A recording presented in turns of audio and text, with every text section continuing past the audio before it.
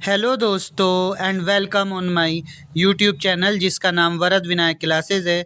और आज मैं आपके लिए लेकर आया हूँ यूपी बोर्ड 2024 के लिए इम्पोर्टेंट क्वेश्चन, जो कि आप एक रात में पढ़ के तैयार करिए। और आपके अगर ये क्वेश्चन आप तैयार करके गए तो आपके एग्ज़ाम में आपको 90% और अबव नंबर आपको ईजिली आप कंटेन कर सकते हैं एक रात के अंदर ये सारे क्वेश्चन पढ़ने के बाद।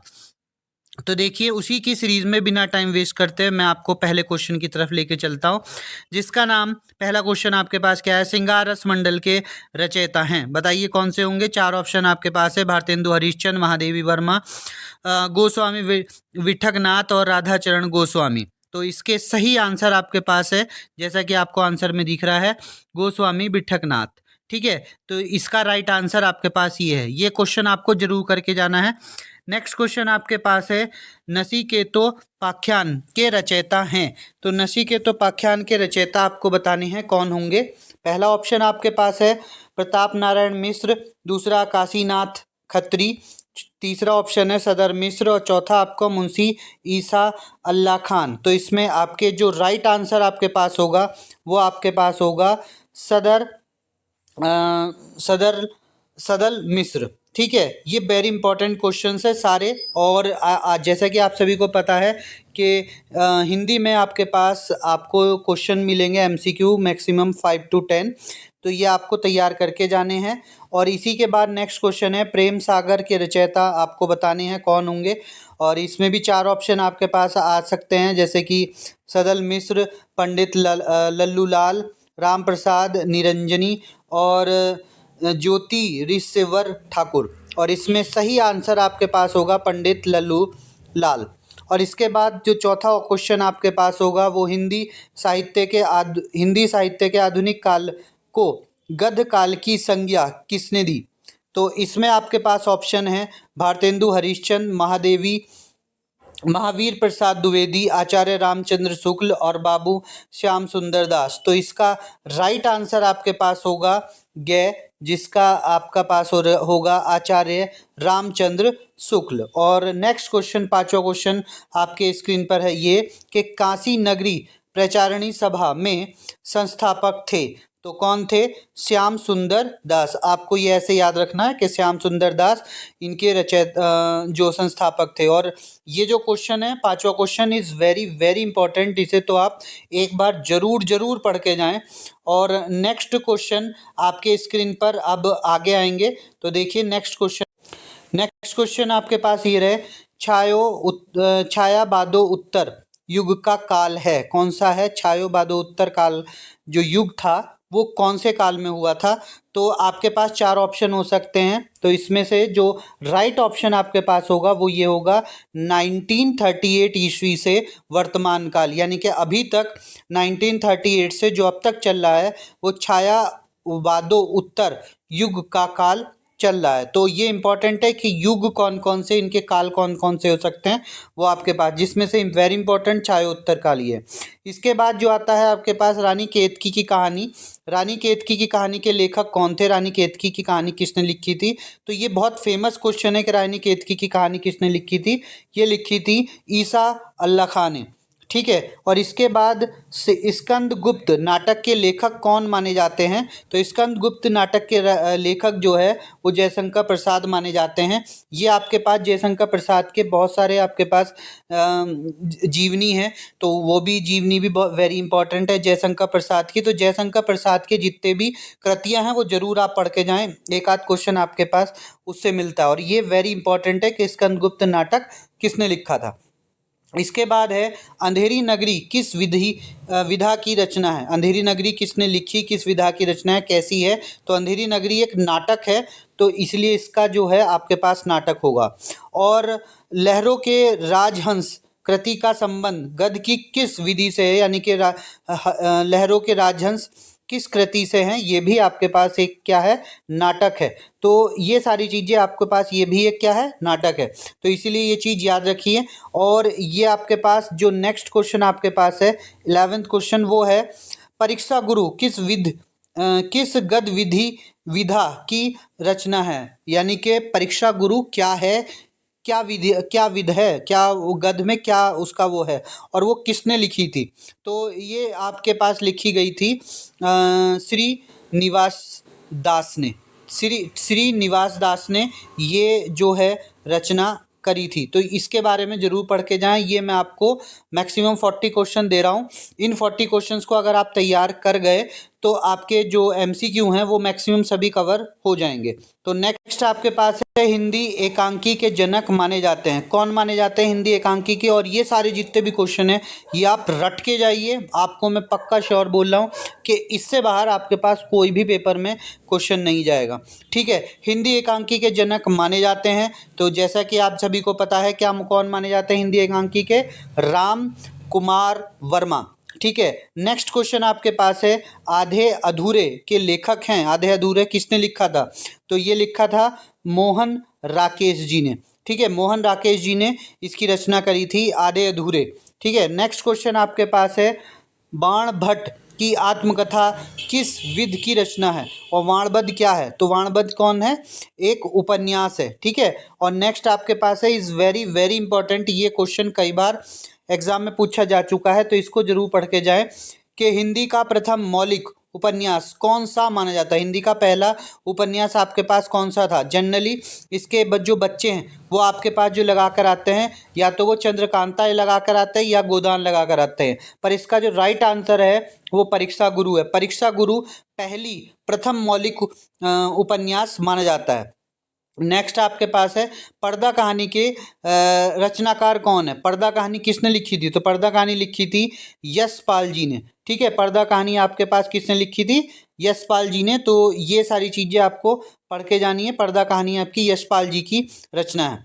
नेक्स्ट आपके पास है कि राजा भोज का सपना के कथाकार हैं। राजा भोज, जो राजा भोज का जो सपना है एक बहुत प्रसिद्ध नाटक है। तो बहुत अच्छा नाटक है और इसके जो हैं कथाकार के बारे में आपसे पूछा जाता है तो ये है शिव प्रसाद सितारे हिंद। ठीक है, शिव प्रसाद सितारे हिंद। सितारे हिंद के नाम से आप इसे याद रख सकते हैं कि राजा भोज किसने लिखा था? सितारे हिंद जो राइटर थे उन्होंने लिखा था, उनका नाम था सितारे हिंद। ठीक है, उसके बाद रानी केतकी के लेखक, ये आपको मैं पहले भी बता चुका हूँ कि ईसा अल्लाह खां हैं। तो ये आपका पहले भी आ चुका था, तो ईसा अल्लाह खां इसके लिए याद भी रखा जाए। तो वेरी वेरी इंपॉर्टेंट क्वेश्चन है कि ये रानी केतकी वाला, ये भी आप जरूर तैयार करके जाएं। ठीक है, तो नेक्स्ट क्वेश्चन। ठीक है, नेक्स्ट क्वेश्चन है आखिरी चट्टान की रचना विध है। आखिरी चट्टान क्या है? कौन सी गद्य में आती है? तो वो है यात्रा वृतांत में के अंतर्गत आती है, यात्रा वृतांत है। इसके बाद है आवारा मसीहा के लेखक। Is very very important question कि आवारा मसीहा किसने लिखा था और क्या है वो? तो आवारा मसीहा एक जो लिखा गया था वो विष्णु प्रभाकर जी का लिखा गया है और एक जीवनी है। ठीक है, एक जीवनी है आवारा मसीहा, जिसके अंदर ये विष्णु प्रभाकर जी ने एक लेखक के बारे में, उसकी जीवनी के बारे में लिखा गया है। एक जीवनी लिखी है पूरी, तो इसके बारे में ज़रूर याद रखें।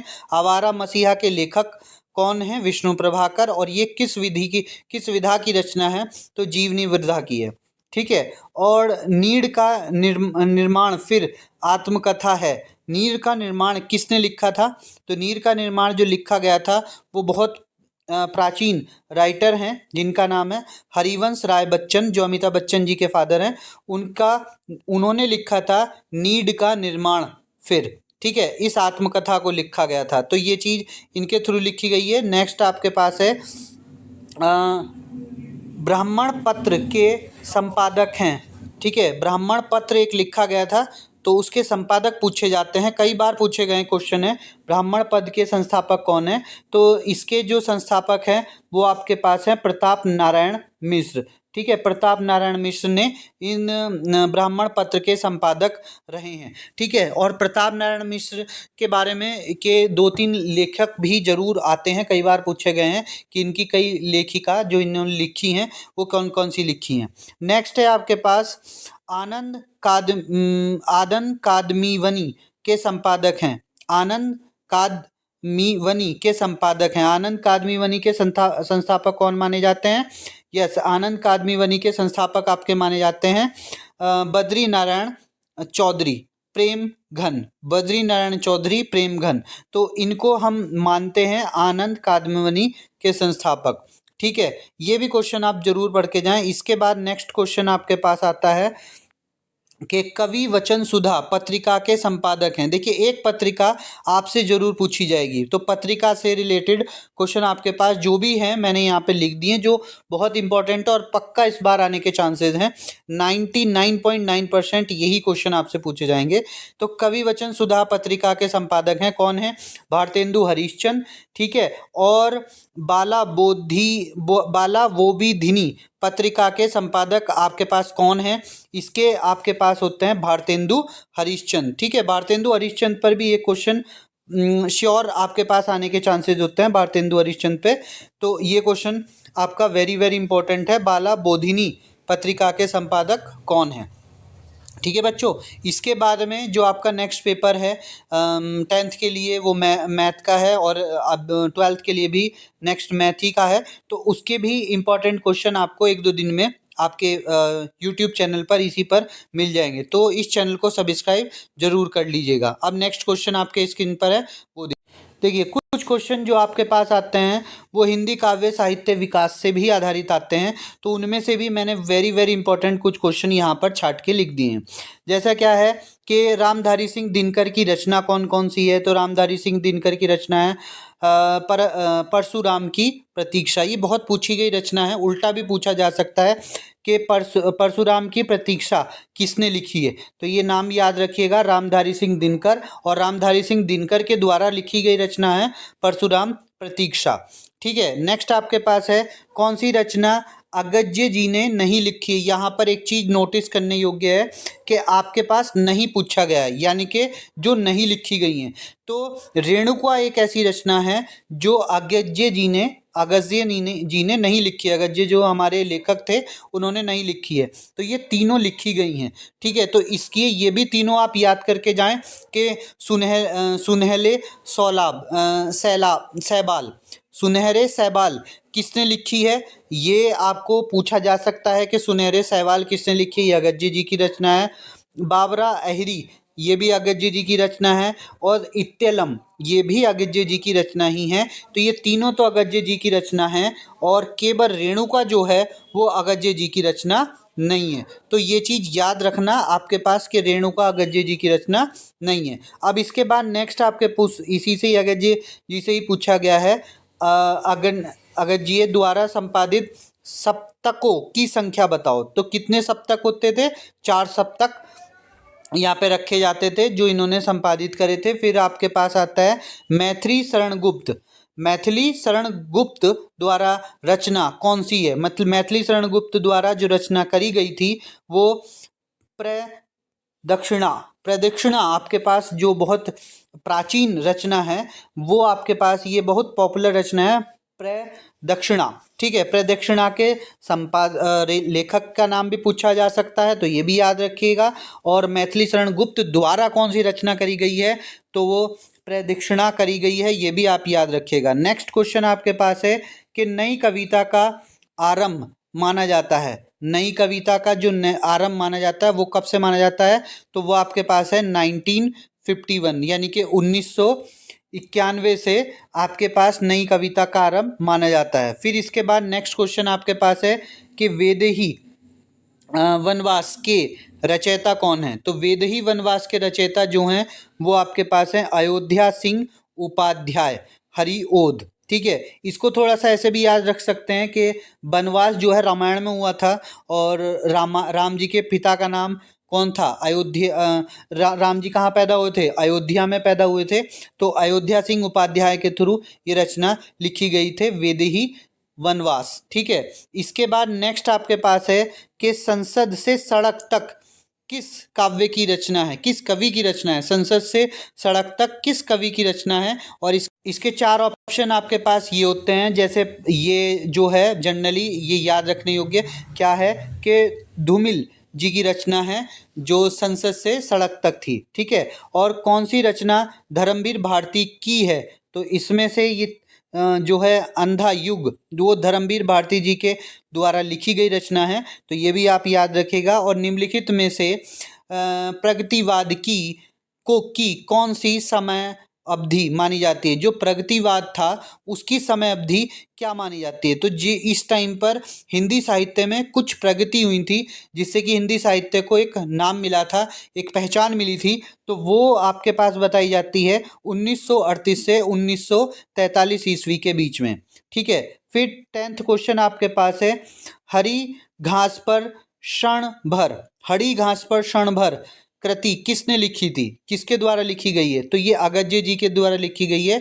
अगस्त्य जी से रिगार्डिंग कोई ना कोई क्वेश्चन आपके पास 100% आता ही है, और ये सारे इंपॉर्टेंट क्वेश्चन है, तो इन्हें मैं अगस्त्य से रिगार्डिंग जो जितने भी क्वेश्चन है वो जरूर करिएगा। इसके बाद है, निम्नलिखित कवियों में से राष्ट्र कवि की उपाधि किसको दी गई थी? राष्ट्र कवि जिसे माना गया था, तो राष्ट्र कवि जिसे माना गया था वो थे हमारे मैथिली शरण गुप्त। ठीक है, राष्ट्र कवि के उपाधि जो है वो केवल मैथिली शरण गुप्त को मिली है। फिर उसके बाद काफी राइटर हुए हैं, पर पहले इन्हें मिली है। फिर उसके बाद आपके पास आता है रीतिमुक्त काव्य की रचना। रीतिमुक्त काव्य किसने प्रतिपादित किया था? रीतिमुक्त जो काव्य है वो रचना किस टाइम पर किसने की थी? तो वो है घनानंद जी ने। ठीक है, घनानंद जी ने रीतिमुक्त काव्य बनाया था। इसके बाद नेक्स्ट आपके पास है बिहारी सतसई की भाषा। देखिए ये वेरी वेरी इंपॉर्टेंट क्वेश्चन है कि बिहारी सतसई की भाषा कैसी है? तो बिहारी सतसई की भाषा आपके पास खुद ही आपको पता चल जाएगी। बिहारी सतसई की भाषा है आपके पास ब्रज की भाषा। ठीक है, ये ब्रज भाषा में लिखी गई है बिहारी सतसई। ठीक है, और नेक्स्ट आपके पास नेक्स्ट क्वेश्चन आपके पास है कि निम्नांकित में राम भक्ति शाखा के कवि कौन नहीं है? राम भक्ति शाखा से रिगार्डिंग, क्योंकि देखिए राम जी से रिगार्डिंग इस बार बहुत क्वेश्चंस आपसे आ सकते हैं, तो यहाँ पर राम भक्ति शाखा के कवि कौन नहीं हैं आपके पास? वो है चतुर्भुज दास। ठीक है, चतुर्भुज दास ऐसे कवि हैं जिन्होंने राम भक्ति से रिगार्डिंग किसी भी टॉपिक पर कुछ नहीं लिखा है। तुलसीदास जी भी राम भक्त थे बहुत बड़े, अग्रदास जी भी राम भक्त माने जाते हैं, और नाभादास जी ने भी राम भक्त पे बहुत सारी चीजें लिखी हैं। तो राम भक्ति शाखा के कवि नहीं है, वो हैं आपके पास चतुर्भुज दास। ठीक है, इसके बाद आपके पास नेक्स्ट क्वेश्चन है कि कविकुल कल्पतरु रचना, कविकुल कल्पतरु रचना किसने लिखी है? और ये भी बहुत इंपॉर्टेंट क्वेश्चन है आपके पास, दोनों वेरी वेरी इंपॉर्टेंट क्वेश्चन है कि कविकुल कल्पतरु रचना किसने लिखी है? तो ये लिखी है आपके पास चिंतामणि जी ने। ठीक है, चिंतामणि जी ने इस रचना को प्रतिपादित किया था। तो ये टोटल आपके पास 40 के आसपास क्वेश्चन है। इन 40 क्वेश्चंस को एमसीक्यू को जरूर पढ़िए, इनमें से ही आपको मैक्सिमम 10 क्वेश्चंस आपको मिल जाएंगे, और ये केवल एक रात का है। एक रात में अगर आप ये पढ़ लेंगे सारे, तो आपके 90% अब तो नंबर पक्के हैं, पर आपको सारा करके जाना है। ठीक है, तो नेक्स्ट क्वेश्चन आपके पास है, देखिए नेक्स्ट क्वेश्चन, ये सारे जो एमसीक्यू हैं ये आपके पास आ सकते हैं। इसके बाद मैं आपको क्वेश्चन बताने जा रहा हूँ गद पद के, जो क्योंकि इसके बाद आपके पास गद और पद की व्याख्या आएंगी जो आपके एग्जाम में होती हैं। मैं एग्जाम के पैटर्न के अकॉर्डिंग ही चल रहा हूँ। पहले आपके पास एमसीक्यू होंगे, फिर उसके बाद गद और पद की व्याख्याज होंगी। तो उनके लिए मैं आपके पास कुछ 2-3 पैराग्राफ जो गद हैं, गद के जो पैराग्राफ हैं वो आपके पास लेकर आया हूँ। तो इन पैराग्राफ को आप जरूर पढ़ लीजिए। ठीक है, तो देखिए पहला पैराग्राफ आपके स्क्रीन पर ये रहा कि राष्ट्र का तीसरा अंग जन की संस्कृति है, और मनुष्य ने युगों में जिस सभ्यता का निर्माण किया है वह उनके जीवन की श्वास प्रवास है। ठीक है, ये वाला पैराग्राफ आपको जरूर करके जाना है, और ये देखना है कि ये पैराग्राफ किसका है और कहाँ पर, और इस पर ये जो अंडरलाइन होती हैं इनका मीनिंग है कि इससे रिगार्डिंग वो आपको इसके मतलब से वो आपको कुछ क्वेश्चन देते हैं, इन लाइनों के हिसाब से वो आपको कुछ क्वेश्चन देते हैं, उन क्वेश्चंस को आप अपने आंसर में लिखना होता है। साथ में इनकी व्याख्या भी वो आपसे पूछ सकते हैं, तो केवल इन्हीं लाइनों की व्याख्या आपको लिखनी होती है। तो देखिए ये जो है किस पैराग्राफ का है, पहले आप संदर्भ लिखेंगे, फिर प्रसंग लिखेंगे, फिर व्याख्या लिखेंगे, फिर उनके बाद जो क्वेश्चन वो आपको देंगे उन क्वेश्चंस को आप इनके यहाँ पर लिखते हैं। ठीक है, तो ये सारी चीज़ आपको यहाँ पर लिखनी होती है। तो पहले आपको ये पैराग्राफ पता होना चाहिए, ये पैराग्राफ किसका है, इसका संदर्भ क्या है, फिर इसकी व्याख्या वगैरह आप यहाँ पर लिखते हैं।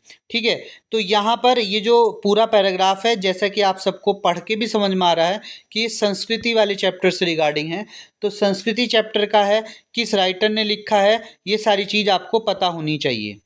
तो देखिए ये पैराग्राफ आपके पास कई टाइप से आया हुआ है, जैसे यहाँ पर ये कुछ पार्ट का, जैसे वो राष्ट्र की तीसरी आंख से संस्कृति तक दे दिया जाए, 2008 में आया हुआ है। संस्कृति से अभ्युदय संज्ञान संस्कृति तक पूछा जा सकता है। तो ये पैराग्राफ कई, इसी पैराग्राफ को आप मल्टीपल फॉर्म में यहाँ पर देख सकते हैं। ठीक है, और हर साल मैक्सिमम एवरी ईयर ही ये आपसे पूछा गया पैराग्राफ है। तो वेरी वेरी इंपॉर्टेंट पैराग्राफ है, इसको जरूर आप करके जाएं। इसमें संदर्भ, व्याख्या, ये सारी चीज़ें यहाँ पर लिखनी होती हैं। तो जैसे ये किस पैराग्राफ का है, किस चैप्टर का है, वो सारी चीज़ें अब जैसे यहाँ पर इसका प्रसंग है, प्रसंग लिखा गया है, फिर व्याख्या लिखी गई है। तो ये सारी चीज़ आप अपने हिसाब से वहाँ पर लिख सकते हैं। इसके लिए आपको याद करने की ज़रूरत नहीं है, सिर्फ आप लेखक का और पाठ का नाम याद कर लीजिए बस, जो इसका मेन पॉइंट है। तो लेखक और पाठ मैं आपको बता दे रहा हूँ, ये आपके पास संस्कृत से जो हमारी संस्कृति का चैप्टर है उससे लिया गया है, और इनके जो रचयिता हैं वो आपके पास इनके जो रचयिता हैं वो आपके पास प्रथम पहले वाले जो लेखक हैं वही हैं। ठीक है, तो उसको ज़रूर पढ़ के जाइएगा यहाँ पर। ठीक, अब इसके बाद में जैसे ये वाला चीज़ है, तो ये कैसे लिखना है ये आपको बताता हूँ मैं, तो उसे देखिए। तो ये देखिए यहाँ पर आपके पास जो नेक्स्ट आपके पास पैराग्राफ है, यहाँ पर ये पैराग्राफ आपका राष्ट्र का तीसरा अंग जन की संस्कृति, वेरी वेरी इंपॉर्टेंट पैराग्राफ है। ठीक है, इस पैराग्राफ को जरूर करके जाएं। और ये पैराग्राफ मैं आपको इसका राइटर का नेम भी बता रहा हूँ, ये पैराग्राफ आप किस राइटर का है वो भी देख लीजिए। ठीक है, तो ये पैराग्राफ जो राइटर है वो आपके पास हैं, और चैप्टर का नेम, पहले तो चैप्टर का नेम देखिए। तो चैप्टर का नेम आपके पास है, यहाँ पर आपके पास चैप्टर का नेम आएगा राष्ट्र का स्वरूप। ठीक है, ये राष्ट्र के स्वरूप चैप्टर का है, और इसके जो राइटर हैं ये नाम याद रखिएगा, वेरी वेरी इंपॉर्टेंट है। इस चैप्टर से आपके पास एक पैराग्राफ जरूर आना है जो गद्य का लिखना होगा। और देखिए गद्य के पैराग्राफ में अगर आपको चैप्टर का नेम और उसके राइटर का नाम याद है तो बाकी आप इसी पैराग्राफ में से कंटेंट छाट करके, इसी पैराग्राफ से वर्ड को छाट करके उसकी व्याख्या को लिख सकते हैं। और इसके जो राइटर हैं वो कौन है, ये आपको सबको पता होगा। इसके जो राइटर हैं वो आपके पास हैं वासुदेव, ठीक है, वासुदेव शरण अग्रवाल। ठीक है, वासुदेव शरण अग्रवाल, इनके जो राइटर हैं वो आपके पास वासुदेव शरण अग्रवाल हैं। इस नाम को भी जरूर याद रखेगा। तो क्या है, चैप्टर का नेम कौन सा था, राष्ट्र का स्वरूप, और लेखक थे वासुदेव शरण अग्रवाल। ठीक है, तो इस चैप्टर से आपके पास ये पैराग्राफ जरूर आएगा। और ये पैराग्राफ कई फॉर्म में आता है, जैसे कि मैंने आपको यहाँ पर भी बताया था, जैसे ये इस फॉर्म में भी आ सकता है, इसकी फॉर्म में भी, इसकी फॉर्म में भी, तो किसी भी फॉर्म में यहाँ पर ये आपके पास आ सकता है। और इसकी व्याख्या देखिए, प्रसंग सभी में जो राष्ट्र का स्वरूप आएगा सभी में प्रसंग एक ही लिखा जाएगा। ये याद रख लीजिए कि प्रत्येक पंक्ति में लेखक ने राष्ट्र संस्कृति के स्वरूप को बताया है। ठीक है, पूरे चैप्टर में यही बताया राष्ट्र के बारे में, तो राष्ट्र के बारे में। और अब इसकी जैसे व्याख्या है, तो व्याख्या याद करने की जरूरत नहीं है, आप संस्कृति से और राष्ट्र को जोड़ते हुए और जो पैराग्राफ है उसके वर्ड को मिला करके अपनी व्याख्या को बना सकते हैं। इसके बाद जो इसमें कुछ इंपॉर्टेंट क्वेश्चन है, जैसे ये पूछा जा सकता है पाठ का शीर्ष और लेखक का नाम बताओ।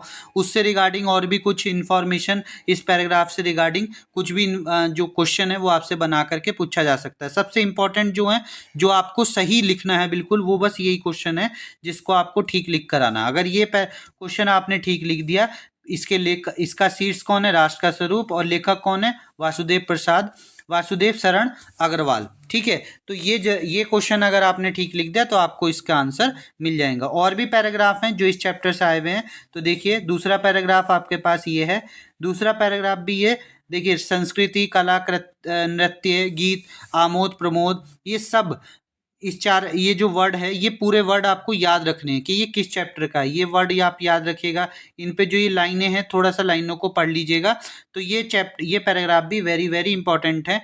इस पैराग्राफ से भी आपको पूछा जा सकता है। ये भी आपके पास इसी चैप्टर का है, राष्ट्र के स्वरूप का, और इसके भी लेखक वासुदेव शरण अग्रवाल ही हैं। और इसके बाद नेक्स्ट देखिए, ये आपके पास आ गया इसी पैराग्राफ में से जो क्वेश्चन आपसे पूछे गए थे, वो आपके पास ये पूछे गए थे, पाठ का शीर्ष और लेखक बताओ। तो पाठ का शीर्ष और लेखक राष्ट्र का स्वरूप और वासुदेव शरण अग्रवाल हैं। साथ में जो जितनी लाइनों पे अभी यहाँ पर आपको देखो, ये लाइनें जो है अंडरलाइन करी गई थी, ये जो लाइनें थी ये अंडरलाइन है, इनके नीचे लाइनें खींची हुई हैं। इनके बारे में इसने यहाँ पर पूछा है कि अंश रेखांकित अंश की व्याख्या भी करें। तो व्याख्या आप अपने फॉर्म में व्याख्या आप अपने तरीके से लिख सकते हैं। ये जरूरी नहीं है कि आपको व्याख्या याद करने पड़ेंगे, संदर्भ आपको याद करना पड़ेगा।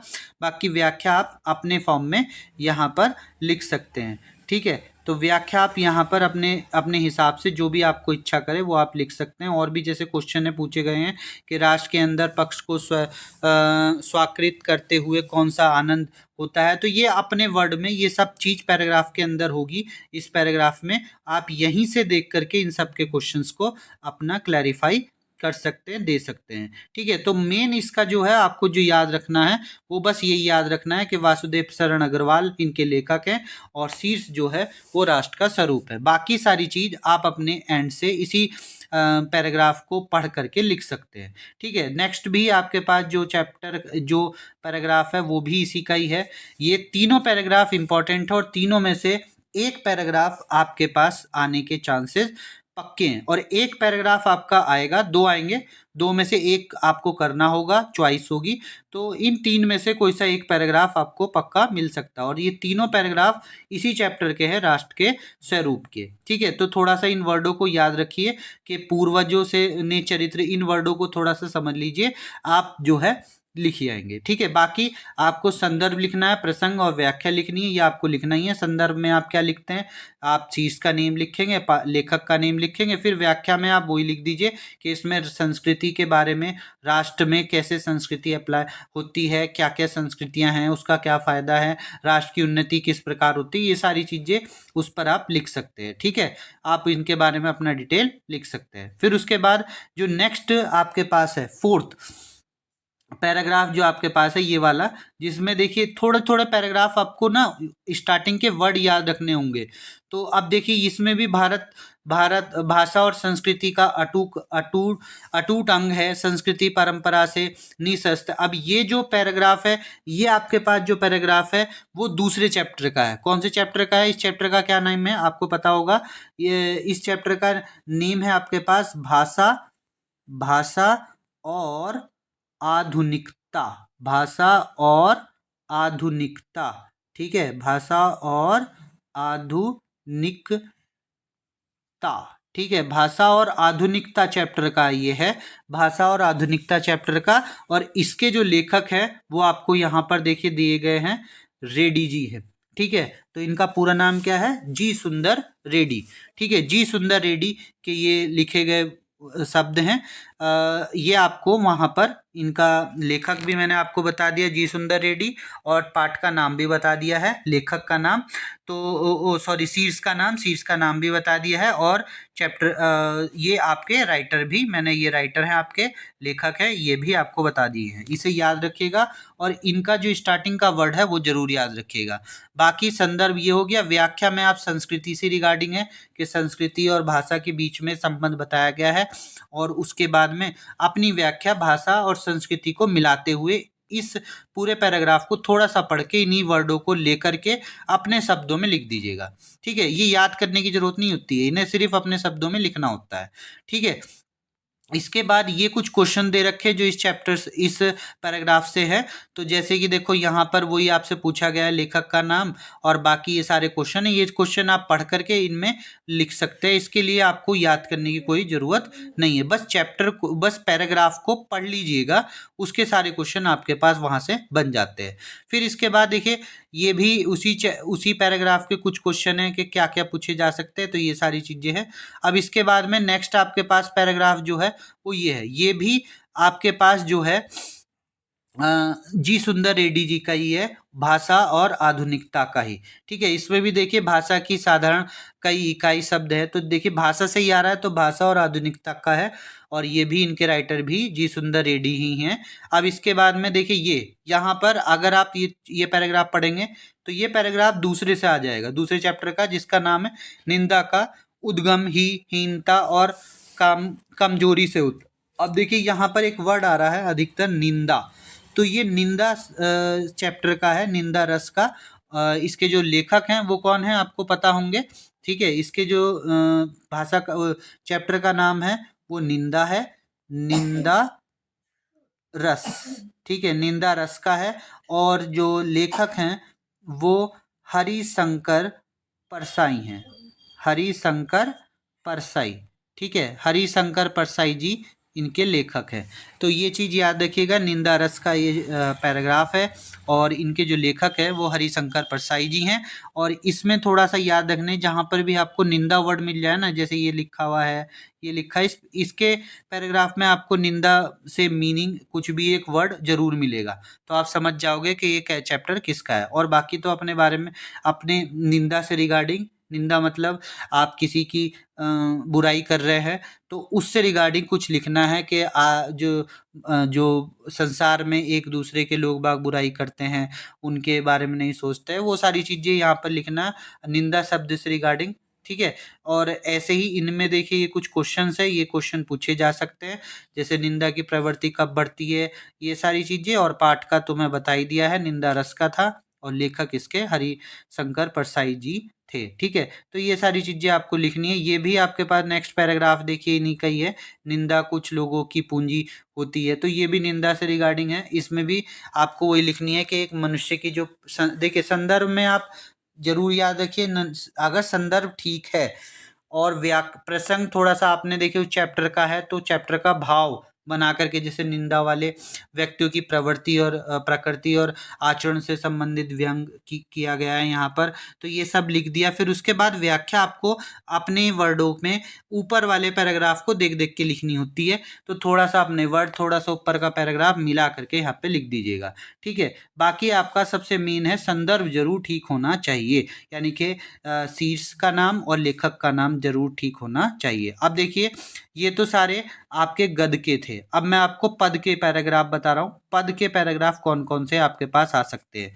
देखिए ये वेरी वेरी इंपॉर्टेंट पैराग्राफ है, 2020 में आया हुआ है, वेरी वेरी इंपॉर्टेंट है। इस पैराग्राफ को जरूर जरूर करके जाइएगा, वेरी इंपॉर्टेंट पैराग्राफ है, ये पैराग्राफ आने के चांसेस इस बार ज़्यादा हैं। ठीक है, तो देखिए ये जो है पैराग्राफ आप जानते ही हैं, जाते जाते अगर पथ में कलांतर कोई दिखावे, तो इस टाइप से पैराग्राफ ये पूछा जाएगा। अब ये कहीं से भी आ सकता है, यहाँ से भी आ सकता है, आधे वर्ड से भी पूछा जा सकता है आधा पैराग्राफ, यहाँ से लेकर के यहाँ तक का, या फिर आपके पास ये जो है आपके पास ये जो है आपके पास कहीं किसी भी वर्ड से, किसी के आसपास के वर्ड से पूछा जा सकता है। तो थोड़े बहुत पैराग्राफ के जो लाइनें हैं उन्हें आप समझ लीजिएगा, जैसे यहाँ से, तो इन लाइनों को थोड़ा सा पढ़ लीजिएगा। ठीक है, इसके जो नेम है, ये किसने लिखा है और इसकी जो कवि है, कविता है, ये किसकी है, तो वो सारी चीज़ मैं यहाँ पे बता रहा हूँ आपको। ये जो कविता है आपके पास पवन दूतिका, पवन दूतिका, ठीक है, पवन दूतिका से लिया गया है। और इसके जो लेखक हैं वो बहुत ही पॉपुलर है, पवन दूतिका के अयोध्या सिंह उपाध्याय, तो ये उनकी रचना है। पवन दूतिका और अयोध्या सिंह उपाध्याय जी की रचना है।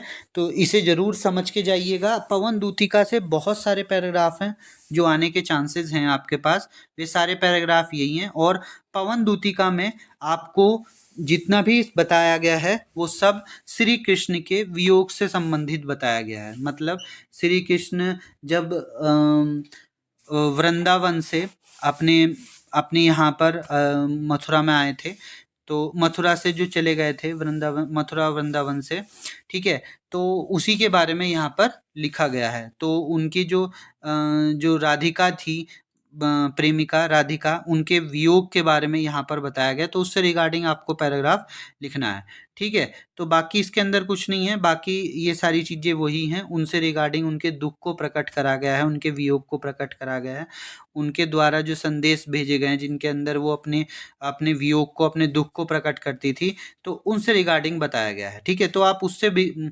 संबंधित कुछ भी यहाँ पर लिख सकते हैं। इसी के बाद दूसरा पैराग्राफ जो है वो भी आपके पास यहाँ पर है। ये भी आपका पवन दूतिका और अयोध्या सिंह उपाध्याय हरिओध जी के द्वारा लिखा गया पैराग्राफ है, और ये भी वेरी वेरी इंपॉर्टेंट है। तो इन पैराग्राफ को की हेडिंग को थोड़ा सा ध्यान पढ़ के जाइएगा और आप इनके बारे में लिख सकते हैं। मैं तुम्हें समझा भी रहा हूँ कि इसमें किसके बारे में रिगार्डिंग लिखा जा सकता है, और इनके लेखक और रचना जरूर आप ध्यान रखें। तो इनकी लेखक कौन थे? पवन दूती, वो रचना कौन है? पवन दूतिका, और जो लेखक हैं वो है अयोध्या सिंह उपाध्याय, ठीक है। ये देखिए इसके बारे में यहाँ पर बताया भी गया है कौन कौन से क्वेश्चन और इसमें एक्स्ट्रा आ सकते हैं। जैसे ये है मधुवन जाकर किसने कोई संदेश नहीं भेजा, तो ये सारी इंफॉर्मेशन श्री कृष्ण और राम जी, श्री कृष्ण और राधा जी के बारे में यहाँ पर वियोग की उनकी बताई गई हैं, तो उसके बारे में यहाँ पर हैं, ठीक है। तो ये सारी चीज़ें यहाँ पर बताई गई हैं उनके वियोग से संबंधित। थोड़ा सा आपने उन शब्दों को, जैसे किसी के वियोग को आप दर्शा सकते हैं, से राधा जी का श्री कृष्ण के प्रति वियोग कैसा रहा होगा, उन्होंने उनके लिए कैसे कैसे संदेश भेजे होंगे, अपने दुख को कैसे प्रकट करा गया होगा, तो वो सारी चीज़ इसके अंदर बताई गई है। तो उससे रिगार्डिंग आप इंफॉर्मेशन लिख सकते हैं। बस आपको शीर्षक और कवि का नाम जरूर याद रखना है। तो शीर्षक है पवन दूतिका, फिर से बता रहा हूँ, और अयोध्या सिंह उपाध्याय इनके लेखक हैं। ये तीनों पैराग्राफ के जो लेखक हैं वो ये हैं, ठीक है। अब इसके बाद जो नेक्स्ट पैराग्राफ है वो भी देखिए कहाँ का है। यस, वो भी आपका पवन दूतिका का है। ये पैराग्राफ वेरी इंपॉर्टेंट है, इस पैराग्राफ को आप जरूर करके जाइएगा, ठीक है। तो ये है सुखी जाति मिलन, तो ये भी आपका पवन दूतिका से ही है। इसके अंदर भी राधा जी का श्री कृष्ण के प्रति वियोग और उसमें वियोग में उनका भेजा गया संदेश के बारे में ही बताया गया है। तो यहाँ पर भी एक्स्ट्रा कुछ नहीं है, पूरा वही है। आप उससे रिगार्डिंग ऊपर से पैराग्राफ को पढ़ करके थोड़े उन वर्डों को समझ करके लिख सकते हैं। बस इनका शीर्षक और लेखक रचनाकार जरूर सही होना चाहिए। नेक्स्ट आपके पास पैराग्राफ है ये वाला, ठीक है। ये पैराग्राफ आपके पास ये है कि यह सच है तो अब लौट चली तुम घर को, चौके सब सुनकर अटल केकई स्वर को, ठीक है। तो अब देखिए यहाँ पर केकई एक वर्ड आ रहा है, ठीक है, केकई एक वर्ड आ रहा है। तो ये जो पूरा पैराग्राफ है, ये पैराग्राफ भी वेरी इंपॉर्टेंट है। ये आपके पास 2019 के बाद अभी तक नहीं आया है, तो इसे जरूर करके जाइएगा। और ये पैराग्राफ आप, जैसा कि आप जानते हो केकई वर्ड आ रहा है, तो ये केकई का अनुताप है, ठीक है। तो इस चैप्टर, इसकी जो रचना है वो केकई का अनुताप है, केकई का केकई का केकई का अनुताप, ठीक है, अनुताप, केकई का अनुताप रचना है इनकी। और ये लिखी गई थी, आपको पता है किसके थ्रू? मैथिली शरण गुप्त के थ्रू, मैथिली शरण गुप्त। इन चैप्टरों के नाम जो मैं बता रहा हूँ और उनके जो लेखक बता रहा हूँ ये याद रख लीजिएगा, एक कॉपी पे लिख लीजिए। तो केकई का अनुताप है और मैथिली शरण गुप्त के थ्रू ये लिखे गए थे, ठीक है। तो बाकी इसके अंदर जो है वो श्री राम और केकई का जो संबोधन है, जो क्रिया है, जो उनका वियोग था, जो केकई जी उनकी माँ थी, तो उनके प्रति उनका जो वियोग था वो सारा बताया गया है कि कैसे कैसे उन्होंने भरत के लिए जो है वो मांगा था राजगद्दी, और राम जी के लिए जो वनवास मांगा था वो पूरा बताया गया, पूरा संवेद बताया गया है। तो उसी से रिगार्डिंग इंफॉर्मेशन यहाँ पर है। बस आपको चैप्टर का नेम, केकई का अनुताप और मैथिली शरण गुप्त ये जरूर याद रखना होगा। और इस से भी आपके पास काफी बार क्वेश्चन पूछे गए हैं। देखिए नेक्स्ट पैराग्राफ भी इसी का ही है, केकई के अनुताप का ही है। ये भी पुत्र, अगर देखिए यहाँ पर जैसे पुत्र और भरत, कुछ जैसे एक आइडेंटिफिकेशन बता रहा हूँ। देखिए भरत लिखा गया है, पुत्र लिखा गया है, तो ये भरत जो है केकई जी के अनुताप में आएंगे। या तो राम जी का नाम होगा, या केकई का नाम होगा, या भरत जी का नाम होगा, या पुत्र वगैरह के बारे में बताया गया होगा। तो इसका मतलब आप समझ जाइएगा केकई का अनुताप है, और इनके जो लेखक हैं वो मैथिली शरण गुप्त ही हैं। बाकी केकई और श्री राम के बीच में और भरत जी के बीच में जो जो पूरी घटना हुई थी वो सारा यहाँ पर लिखना है आपको, और थोड़ा सा इस चैप्टर को पढ़ लेना है, इस पैराग्राफ को, सॉरी। ठीक है, इससे रिगार्डिंग देखिए यहीं पर ये कुछ क्वेश्चंस है जो पूछे जा सकते हैं, तो ये अपने वर्डों में आप दे सकते हो। बाकी इसके अंदर देखिए सभी में एक चीज आपका कॉमन रहेगा, वो है काव्य सौंदर्य। काव्य सौंदर्य ये याद रख लीजिए, ये वाला काव्य सौंदर्य पूरे में सभी में लगा दीजिएगा, चाहे कोई सा भी पैराग्राफ आए, इसका ये काव्य सौंदर्य आप वहां पर लिख दीजिएगा। इसमें कुछ नहीं है, शैली वगैरह, अलंकार, रस, छंद और ये गुण वगैरह पूछे जाते हैं, तो ये आप लिख दीजिएगा। ये जरूर लिखना होता है, इससे आपके चैप्टर का नाम बढ़ जाता है। बस ये चीज याद रखिएगा कि हर एक चैप्टर में केकई मत स्टार्ट करिएगा। जैसे इसने केकई लिख रखा है, ये नहीं लिखना है आपको। आपको उस चैप्टर से रिगार्डिंग कुछ इन्फॉर्मेशन, कुछ मोटिवल इन्फॉर्मेशन यहाँ पर लिख देनी है, मतलब जो उससे चैप्टर में, जो उस चैप्टर में, उस पैराग्राफ में बोला गया है, बस वो। और बाकी शैली, अलंकार वगैरह सब इसी के ही लिख देना, उसमें कोई वो इतना ध्यान नहीं देता है। शैली, अलंकार वगैरह सब यही रखना, रस, छंद ये सब यही रखना है। ठीक है, अब इसके बाद देखिए नेक्स्ट पैराग्राफ भी अगर आप देखें कौन सा है, ये भी बहुत इंपॉर्टेंट, हाँ ये भी वेरी वेरी इंपॉर्टेंट पैराग्राफ है। ठीक है, वेरी वेरी इंपॉर्टेंट है। तो इस पैराग्राफ को आपको यहाँ पर देखिए ऋतु से रिगार्डिंग है, देखिए शरद ऋतु से रिगार्डिंग है। तो शरद ऋतु ये लिखा, शरद ऋतु से रिगार्डिंग है। तो जब शरद ऋतु ऋतु के बारे में बात होगी तो ये सुमित्रानंदन पंत जी की रचना होगी। जब भी शरद ऋतु से कोई इंफॉर्मेशन, कोई चैप्टर, कोई वर्ड आपको पैराग्राफ में मिलेगा, तो इसका मतलब समझ लीजिएगा कि वो सुमित्रानंदन पंत जी का है। ठीक है, सुमित्रानंदन पंत, ठीक है, सुमित्रानंदन पंत जी का है। सुमित्रानंदन पंत जी ने सारे ऋतु, सारी प्रकृति से रिगार्डिंग सारी इंफॉर्मेशन दी है। ठीक है, तो प्रकृति से रिगार्डिंग, शरद ऋतु से संबंधित सारा जो बात है वो सुमित्रानंदन पंत जी के द्वारा कही गई है। और ये जो चैप्टर है, ये जो रचना है, ये है आपके पास नौका बिहार से। ठीक है, नौका बिहार से ये रचना है, इस चैप्टर, ये रचना का नाम है और ये लेखक हैं। ठीक है, सुमित्रानंदन पंत। जब भी प्रकृति से संबंधित आएगी सुमित्रानंदन पंत जी को आपको करना है। अब देखिए प्रकृति से है तो यानी कि जो प्रकृति की सुंदरता है उसके बारे में यहाँ पर बताया गया है।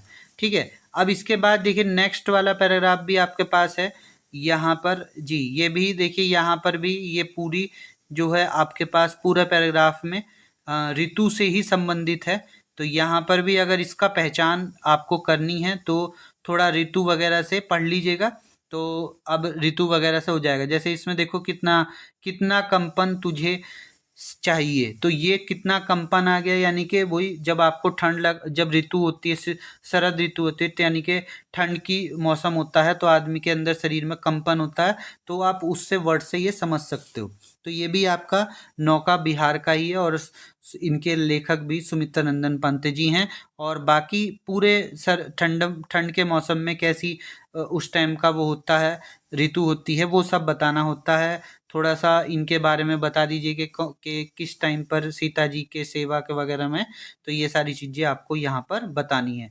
पत्तों के बारे में, पेड़ों में पत्ते कैसे हो जाते हैं, पतझड़ का मौसम, इस टाइप से करके आपको बताना है। ठीक है, नेक्स्ट आपके पास जो है ये भी आपके पास देखिए, ये भी ऋतु से संबंधित ही है। यहाँ पर भी ऋतु से के बारे में गणना हो रही है, ऋतु के बारे में बताया गया। और ये देखिए वेरी वेरी इंपॉर्टेंट पैराग्राफ है, तो इसे जरूर आप इसे भी आप जरूर पढ़ के जाइएगा। ये भी आपके पास ऋतु से संबंधित है। मुझे फूल मत मारो, ये सारे ऋतु से है। यानी कि जो श्री राम जी हैं वो ठंड के मौसम में अपनी बात को कह रहे हैं, राम जी कह रहे हैं उर्मिला जी। तो उर्मिला जो है लक्ष्मण जी की पत्नी थी, तो उनके उनका ही संवाद है, थोड़ा उनके बारे में, उनके वियोग के बारे में शरद ऋतु में उनके बारे में बताया गया है। तो ये भी आपका सुमित्रा नंदन पंत जी का ही है और नौका बिहार का ही पैराग्राफ भी है। ठीक है, नेक्स्ट आपके पास जो है ये पैराग्राफ है, ये परिवर्तन का पैराग्राफ है। ठीक है, इसे पढ़ के जाइएगा थोड़ा सा। तो परिवर्तन से है, कहाँ आज वह पूर्ण पुरातन, तो ये भी आपका परिवर्तन का है, परिवर्तन पैराग्राफ है। और परिवर्तन भी सुमित्रा नंदन पंत जी के द्वारा ही लिखी गई है। तो इसमें भी थोड़ा बात जो मौसम में परिवर्तन होता है उससे रिगार्डिंग आपको आपको बताना है। देश में परिवर्तन, मौसम में परिवर्तन। नेक्स्ट आपके पास है अभिनव मनुष्य का, तो ये भी आप पढ़ के जाइएगा, 2018 का आया हुआ है।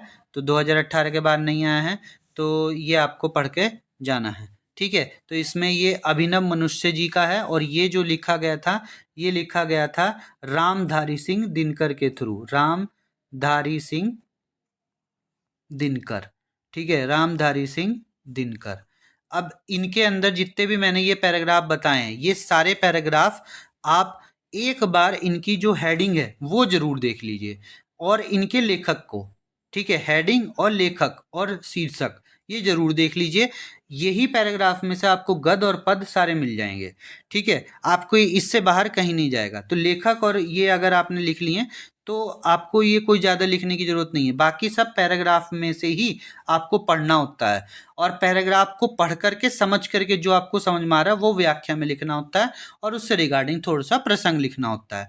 बाकी काव्य सौंदर्य मैंने आपको बता दिया कि एक याद कर लो, जो अभी पीछे वीडियो में बताया था वो याद कर लीजिए, वो सभी में लिखना है। बाकी सारे क्वेश्चन जो होते हैं वो पैराग्राफ में से छाटने होते हैं, तो पैराग्राफ में से छाट करके ईजिली लिखे जा सकते हैं। तो इन्हें याद करने की जरूरत नहीं होती, बस इनके चैप्टर और लेखक को जरूर याद रखना होता है। ठीक है, अब देखिए मैं इसके बाद मैं आपको ये बता रहा हूं कि आपके पास लेखक और लेखक है और कवि जो हैं किसकी जीवनी आपसे पूछी जा सकती है। ठीक है, तो दो जीवनी हर किसी में बता रहा हूं, लेखक भी और जो कवि होंगे। तो दो कवि, ये दोनों कवि को पक्का पढ़ लीजिए, और मैं इन्हें बहुत शॉर्टकट में लिखा हूं, बहुत छोटे में, सिर्फ ये बातें आप याद रखिएगा। बाकी आप इनके बारे में इंफॉर्मेशन, जो ये बातें हैं इनको बना करके पैराग्राफ बना लीजिए और अपने वर्डों में उन चीज को लिख दीजिएगा। बाकी कुछ नहीं करना है। और ये दोनों हैं आपके पास कन्हैया लाल मिश्र प्रभाकर जी और एक हरिशंकर परसाई जी। इन दोनों की जीवनी आप लेखक के लिए याद कर लीजिए। और इसमें देखिए मैं इनके कुछ इंपॉर्टेंट पॉइंट बता रहा हूँ जिनको आपको याद करना है। जैसे कन्हैया लाल मिश्र जी का, इनको याद करने के लिए क्या याद करेंगे? जीवन परिचय, पहला वर्ड आपका जीवन परिचय लिखा जाता है। फिर आपके पास आता है साहित्य सौंदर्य, ठीक है, फिर आप साहित्य सौंदर्य लिखते हैं, फिर आप कृतियां लिखते हैं। तीन हेडिंग आपके पास यहाँ पर होती है। देखिए जीवन परिचय के लिए आपको ये सारी चीजें याद पता होनी चाहिए। आप इन वर्डों को, इन सारी चीजों को अपने वर्डों में लिख सकते हैं। फिर उसके बाद साहित्य सौंदर्य आता है। साहित्य सौंदर्य में आप इनके द्वारा दिए गए साहित्य में योगदान को लिख सकते हैं। तो साहित्य में योगदान वही लिखना है कि भाई ये लेखक थे, ये बहुत अच्छे लेखक थे, इन्होंने हिंदी साहित्य के लिए बहुत प्रयास करा, इन्होंने बहुत सारी कविताएं और कविताएं, रचना और निबंध वगैरह लिखे, जिनकी वजह से हिंदी साहित्य बहुत आगे बढ़ गया, और इन्होंने बड़े समझदारी वाली चीजें लिखी। इस टाइप से आप लिख सकते हैं। ठीक है, और साथ में देखिए जन्म मरण ये चीज आपको याद रखनी पड़ेगी। ठीक है, जैसे जन्म कन्हैया जी का कब हुआ था? 906 ईस्वी में। कहाँ पर हुआ था? देववन सहारनपुर में। ठीक है, इनके पिता का नाम था रामदत्त मिश्रा। और इनकी शिक्षा कहाँ पर हुई थी? इनकी शिक्षा जो हुई थी ये आर्थिक स्थिति से सही नहीं थे, इसीलिए इन्होंने कहाँ पर शिक्षा प्राप्त करी थी? खुरजाओ की संस्कृत पाठशाला में। और इनकी जो मृत्यु हो गई थी वो आपके पास जो हो गई थी 1930 ईस्वी में इनकी मृत्यु हो गई थी।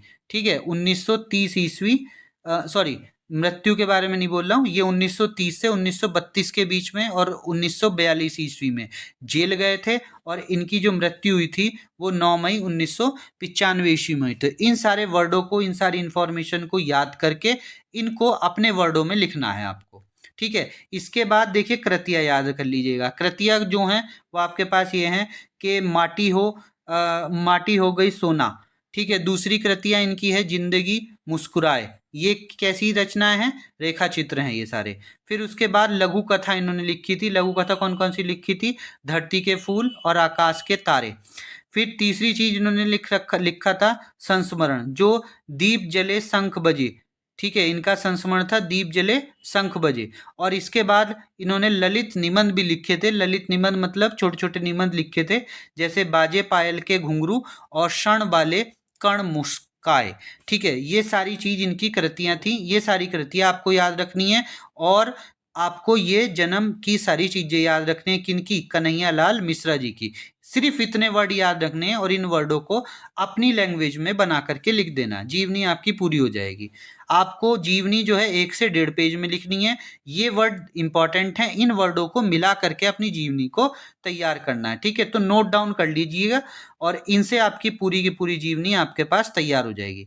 अब देखिए हरिशंकर परसाई जी की जीवनी आपके पास, ठीक है। अब ये हरिशंकर परसाई जी की आपके पास जीवनी है। इसमें हरिशंकर परसाई जी का वही मैंने बताया है, जन्म 22 अगस्त सन 1924 ईस्वी में हुआ था, मध्य प्रदेश में इटारस के निकट स्थित जमानी जगह में, ठीक है। और शिक्षा इनकी कहाँ हुई थी, नागपुर विश्वविद्यालय में एमए हिंदी की, ठीक है। और ये वसुधा नामक सांस्कृतिक पत्रिका के संपादक भी रहे हैं और उन्हें प्रकाशित भी करा है। और सन 1995 ईस्वी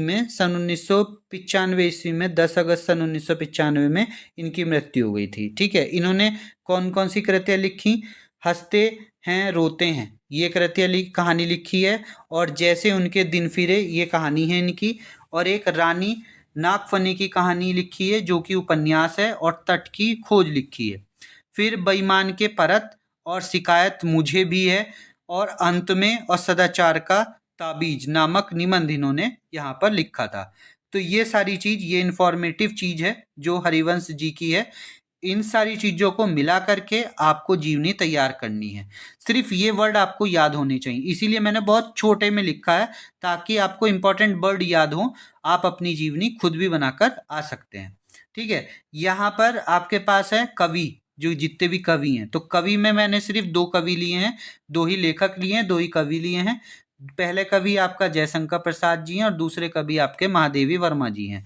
तो दोनों को आपको तैयार करके जाना है, और उसके लिए भी ज़्यादा बड़ी चीज़ नहीं करनी है, सिर्फ ये चीज़ जो मैंने इंपॉर्टेंट लिखी हैं, सिर्फ ये तैयार करिए और इनसे अपनी जीवनी वहाँ पर बना लीजिएगा, ठीक है। तो इनकी जन्म कहाँ हुआ था, 1880 ईस्वी में काशी में हुआ था। और विद्यालय जो शिक्षा है वो इन्होंने घर पर ही प्राप्त करी है, ठीक है, घर पर ही प्राप्त करी है। अंग्रेजी, हिंदी, बांग्ला और संस्कृति आदि भाषाओं का ज्ञान घर पर ही अर्जित करा है। और इनके खुद के अपने घर पर इनकी पैतृक संपत्ति थी, वो पैतृक कारोबार था, उसी कारोबार में इन्होंने काम किया है। वहीं पर बही खातों पर अपनी ये कृतियां बैठे हुए खाली समय में लिख लेते थे, तो ये पॉइंट है। और जो इनका मरण हुआ था वो एक बीमारी की वजह से हुआ था, जो बीमारी थी राजश्रमा, और ये बीमारी जो थी की वजह से इनका निधन 15 नवंबर 1937 ईस्वी में हो गया था, ठीक है। और इसके बाद इनकी जो कृतियां हैं वो ये है, अबे यार, ठीक है। तो यहाँ पर आपके पास क्या है, यहाँ से देखिए जो आपके पास थी कृतियाँ जयशंकर प्रसाद जी की, वो फिर से बता रहा हूँ, वो देखिए क्या है। छायावादी युग के कवि थे जयशंकर प्रसाद जी, उनकी कृतियाँ थी कामायनी, आंसू, चित्रधारा, लहर झरना। और नाटक थे चंद्रगुप्त, स्कंदगुप्त, कामना, एक घूंघट, विशाखा और अज्ञातशत्रु, ठीक है। कंकाल, तितली, इरावती इनके उपन्यास थे। कहानी इनकी आधी और इंद्रजाल और छाया और प्रतिध्वनि थी, ठीक है। ये आप लिख लीजिए अपने पास, ये बहुत इंपॉर्टेंट है जयशंकर प्रसाद जी के लिए। और निबंध थी इनके काव्य और कला। महादेवी वर्मा जी के आपके जैसे भी मैंने आपको बताया कि Mahadevi Verma very very important है। इनका जन्म 907 ईस्वी में उत्तर प्रदेश के फर्रुखाबाद जी में जिले में हुआ था। माता का नाम हेमरानी, जो कि एक खुद भी कावित्री थी, और पति जो थे इनके स्वरूप नारायण वर्मा जी थे। इनकी शादी जो है 9 वर्ष की उम्र में हो गई थी, पर इन्होंने फिर भी 10वीं की और एमए की परीक्षा उत्तीर्ण की। 10वीं से लेकर एमए तक की परीक्षा सारी उत्तीर्ण की प्रथम श्रेणी से, और बाद में ये प्रयाग महिला विद्यापीठ की प्रधानाचार्य भी रही। और जो निधन हुआ था वो 11 सितंबर सन 1937 ईस्वी में इनका हो गया था। कृतियां इनमें है निहार नीरज रश्मि और सांध्य गीत, दीपशिखा यामा, अति के चलचित्र, स्मृति की रेखाएं और संधनी। ठीक है, ये इनकी महादेवी वर्मा जी की कृतियां थी। इसके बाद इन मुहावरे के बारे में मैंने आपको बताया था कि अंधों में काना राजा। अंधों में काना राजा का मतलब है कि कोई मूर्ख आदमी है, कम मूर्ख मतलब मूर्ख आदमी है, उसमें जो ज्ञानी थोड़ा सा भी मिल जाए तो वो अपने आप को श्रेष्ठ समझता है। तो इससे प्रयोग करते हुए कुछ बना दीजिएगा अपने हिसाब से कि कोई 8वीं तक का एक आदमी है पढ़ा लिखा, 8वीं पढ़ा लिखा है, अगर वो तीसरी चौथी पढ़े लिखे के पास बैठेगा तो अपने आप को ज्यादा दिखाएगा, तो अंधों में काना राजा हो जाएगा। तो अर्ध जल गगरी छलकत जाए, मतलब वही है कि कम ज्ञानी आदमी जो होते हैं, जो छोटे कम उनके पास जिनके पास कम ज्ञान होता है, वो अपने ज्ञान की शेखी झाड़ते फिरते हैं। ठीक है, इसके लिए आप व्याख्या अपने पास से लिख सकते हैं कि भाई श्याम जो था वो कम ज्ञानी था, पर लोगों को समझदारी के पाठ पढ़ाता रहता था। इसका मतलब क्या है, अर्धजल गगरी छलकत जाए। तो देखिए इसके बाद ये है 8वीं फेल। कोमल अपनी विधता की बड़ी बातें करता था, अपने बारे में ज्यादा बोलता था, तो इसका मतलब क्या है, अर्ध गगरी छलकत जाए। एक और आपके पास है चोर की दाढ़ी में तिलका। तो यानी कि जो अपराधी होता है वो खुद ही अपने बारे में किसी न किसी बात से बोल देता है। तो इसके लिए भी आपके पास एक मैंने वो लिख रखा है, इसे पढ़ लीजिए कि छात्रों ने श्याम पाठ पर एक कार्टून बना दिया था। तो अध्यापक जब आए तो उस कार्टून को देखा, उसने अध्यापक ने छात्रों से पूछा कि भैया ये किसने बनाया है। तो ये जो एक लड़का था वो खड़ा हुआ और उसने कहा मैंने तो नहीं बनाया। इसका मतलब क्या है कि उसने खुद ही बता दिया कि मैं ही हूँ चोर। तो इसका मतलब क्या है कि वो चोर की दाढ़ी में तिनका। और खरी मंजूरी चोखा कम, इसका मतलब है कि जो अच्छा आदमी होता है, जो अच्छा काम करता है, वो अच्छा जो आदमी होता है, अच्छी मजदूरी लेने वाले, अच्छा काम की अपेक्षा की जाती है। जो अच्छा पैसा लेगा, जो अच्छी मजदूरी लेगा, तो वह काम भी अच्छा करके देगा। तो खरी मजदूरी चोखा काम, जितना पैसा दोगे उतना ही काम दोगे। तो वो चीज है कि रोजगार की तलाश में शहर शहर जाते बेटे को समझाते हुए पिता ने कहा कि छोटे शहर में खरी मजदूरी चोखा काम चाहने वालों की कमी नहीं है। मतलब आप पैसा ज्यादा लोगे तो काम भी अच्छा लेगा आपसे कोई। तो खून सफेद होना का मतलब है कि उत्साह समाप्त होना, आदमी के अंदर डर पैदा हो जाता है। इसका मतलब क्या है कि खून उसका सफेद हो गया। तो इससे रिगार्डिंग कुछ लिख देना उससे बना करके। और घाव पर नमक छिड़कना, मतलब कोई आदमी दुखी है और उसको तुम और दुखी कर रहे हो, तो घाव पर नमक छिड़क रहे हो। एक आदमी तो फेल हो गया और उसको और बार बार ये क्या हो जा रहा है कि तू तो फेल हो गया, तू तो फेल हो गया। इसका मतलब घाव पर नमक छिड़कना है। ठीक है। और रस आपसे पूछे जा सकते हैं। तो रस में आपके पास जो है सबसे ज्यादा जो पूछा जाने वाला रस है वो है श्रृंगार रस। श्रृंगार रस की परिभाषा में लिख रहा हूं, क्या है कि नायक और नायिका के मन में संस्कार रूप से स्थित रति प्रेम जब रस की अवस्था को पहुंच जाता है या पहुंचने के योग्य होता है, तब उसके अंदर श्रृंगार रस होता है। श्रृंगार मतलब जो आदमी के मन की सुंदरता है वो निकले। तो नायक और नायिका के मन में जो मन के संस्कार रूप में रति तक पहुंच जाएगा, प्रेम की परिभाषा, प्रेम की प्रतिकाष्ठा तक पहुंच जाएगा, तो उस टाइम जो योग बनेंगे वो श्रृंगार रस को प्रतिपादित करते हैं। और इसका मतलब क्या है कि इसका स्वभाव कैसा होता है, इसका स्थाई भाव जो है वो क्या है, तो स्थाई भाव इसका रति है। और श्रृंगार रस दो भाग के होते हैं, एक तो संयोग रस होता है और एक वियोग रस होता है। संयोग रस कब होता है, जब नायक और नायिका के बीच में जो रति है वो संयोग की वजह से आए, मतलब जुड़ने की वजह से आए, तो संयोग रस होता है। ठीक है। और वियोग रस कब होता है? जब इसमें संयोग रस का उदाहरण है आपके पास सुख की प्राप्ति करना, ठीक है। तो ये अर्थ है इसका। तो इसको आप उदाहरण में कैसे दिख सकते हैं?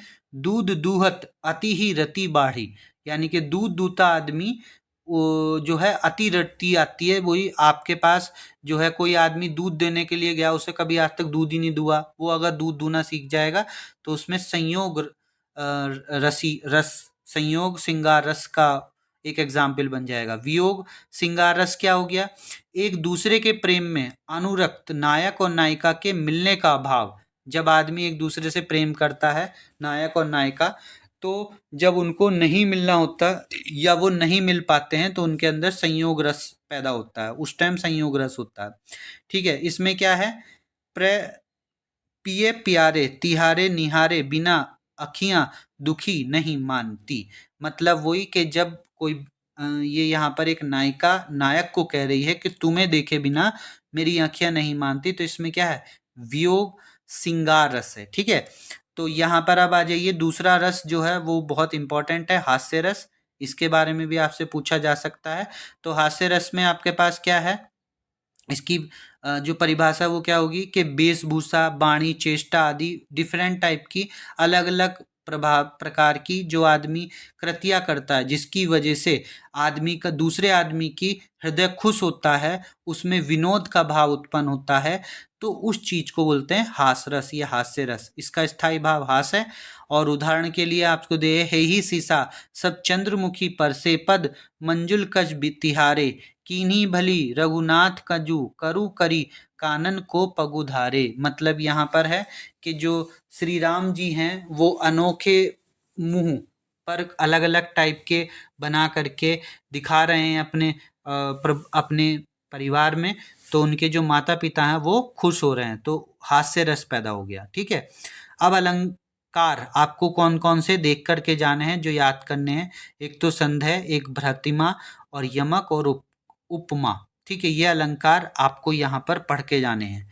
इसमें से 2 अलंकार 3 अलंकार आपको जरूर करके जाने हैं, एक तो संदेह, भातिमा और उपमा, ठीक है। संदेह का लिए मैंने यहाँ पे लिख दिया है कि जहाँ एक वस्तु के संदेह क्या होता है? जब एक वस्तु के संबंध में अनेक वस्तुओं का संदेह हो, यानी कि जब एक वस्तु से आप अलग अलग संदेह माने क्या होता है? आप किसी चीज पर शक कर रहे हो, तो उस चीज के लिए बोल रहा है कि जब एक वजह से कई चीजों में संदेह पैदा हो जाता है और समानता के कारण अनिश्चितता की मनोदशा बन जाती है, आप उस पर विश्वास नहीं करते, तो संदेह जैसी एक कल्पना बन जाती है, उसको बोलते हैं संदेह अलंकार, ठीक है। उदाहरण कैसे हो गया कि कैधो व्योम विधि भरे है भूरी धूरी कति केतु वीर रस वीर वरिसे सी उधारी, ठीक है। इसमें संदेह रस है, ठीक ठीक है। तो ये संदेह रस है।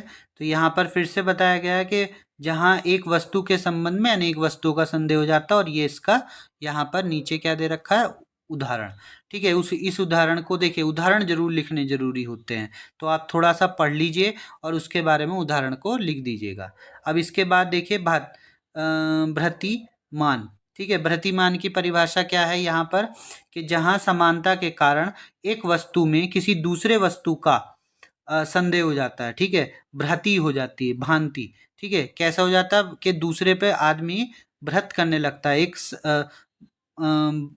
मतलब भानिति, मतलब किसी चीज को परिकल्पना करने लगता है, ठीक है। तो उसको बोलते हैं। अब इसमें देखिए 2-3 उदाहरण हैं, इन दोनों में से किसी एक उदाहरण को आप समझ लीजिएगा। जैसे मेरे के लिए तो ये सिंपल से 2 लाइन का है। पाए महावर देन को नाई बैठी आए फिरी फिरी जनी महाबीरी एड़ित एड़ी मन मीड़ित जाए। मतलब वो है कि आप जो है एक बैठी हुई नायिका सोच रही है, तो उसके ख्याल में कुछ अलग अलग टाइप के विचार आ रहे हैं, तो उसमें भ्रति हो रही है उसको, ठीक है। तो ये भ्रातिमान है। एक आपका यहाँ पर जो है रस, आपके पास एक और रस है जिसको हम उत्प्रेरक है, उत्प्रेरक को जरूर करके जाइएगा। उत्प्रेरक रस है, तो यहाँ पर उपमा में उपमान की संभावना की जाती है, इसे उत्प्रेरक अलंकार कहते हैं।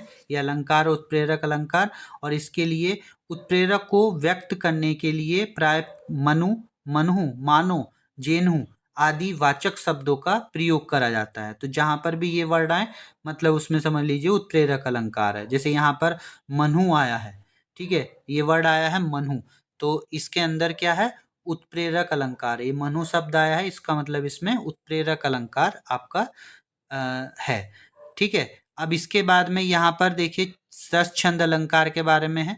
छंद आपको जो करने हैं वो आपके पास 2 छंद आपको करने हैं। एक तो आपको करना है सरोठा और एक आपको करना है कुंडली, ठीक है। सरोठा और कुंडली जरूर करके जाइएगा, ठीक है। सरोठा के देखिए ये क्या है, सरोठा क्या होता है, लक्षण है। तो सरोठा की क्या लक्षण है, यह है अर्ध सम मात्रिक छंद है। इसके प्रथम और तृतीय चरण में 11-11 मात्रा और द्वितीय और चतुर्थ चरण में 13-13 मात्रा पाई जाती हैं, ठीक है। पहले और तीसरे चरण के अंत में गुरु और लघु आते हैं और कहीं कहीं तो तुर्क भी मिलता है। तो ये छंद, ये दोहा छंद के विपरीत होता है, दोहा और छंद के विपरीत, ठीक है। अब जैसे यहाँ पर क्या है, ये 11-11 मात्राएं हैं इसके अंदर, ये जो आपका एग्जाम्पल है इसके अंदर 11-11 मात्राएं, इसे जरूर पढ़ के जाइए।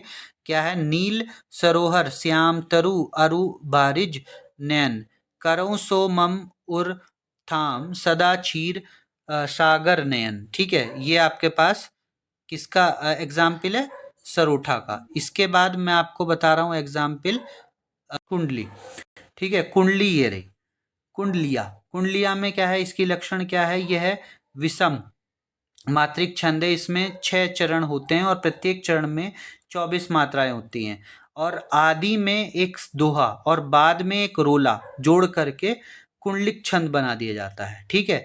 तो यहाँ पर रोला और मात्रा को, दोहा और रोला को जोड़ करके एक छंद बनाते हैं जिसको हम कुंडलिक छंद बोलते हैं, ठीक है। और यहाँ पर ये इसका उदाहरण है, उदाहरण जरूर लिखना होता है।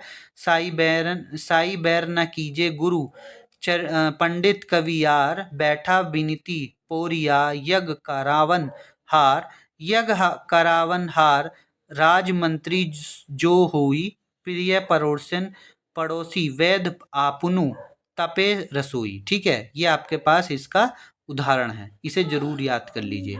अब इसके बाद में नेक्स्ट आपके पास है, देखिए कहानी के लिए आपको याद करके जानी है कहानी बहादुर की, ठीक है। बहादुर कहानी में आपके पास कुछ नहीं है, ये एक बहादुरी की कहानी है और इसके अंदर जो नायक होता है वो बहुत बहादुर होता है, वो डिफरेंट टाइप के कार्य करता है और अपनी बहादुरी का प्रदर्शन करता है। और इसके अंदर बहादुर से संबंधित उद्देश्य के संदर्भ में क्या इसका कारण रहा है उसके बारे में बताना है, ठीक है।